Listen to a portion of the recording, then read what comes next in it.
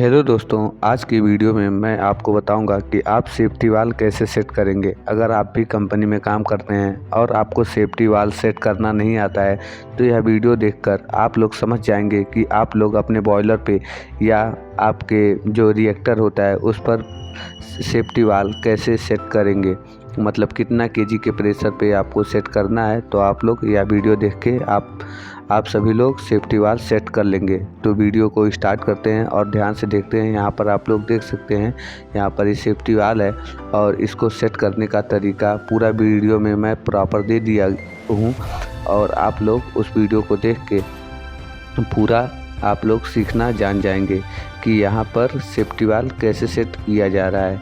तो आप लोग वीडियो में बने रहिए और वीडियो को ध्यान से देखिए। पूरा वीडियो को ध्यान से देखेंगे तभी आप लोग को समझ में आएगा कि सेफ्टी वाल्व कैसे सेट आप लोग कर पाएंगे।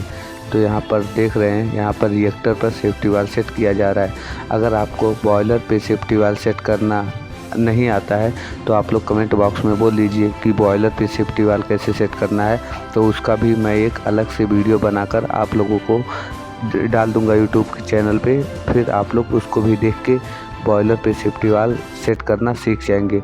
तो यह सेफ्टी वाल्व रिएक्टर पे सेट करने का मैं बता रहा हूँ। तो आप लोग यहाँ पर देख सकते हैं ध्यान से, यहाँ पर सामने आपको प्रेशर गेज दिख रहा है। तो इसी हिसाब से यहाँ पर हम लोग सेफ्टी वाल्व सेट करने वाले हैं।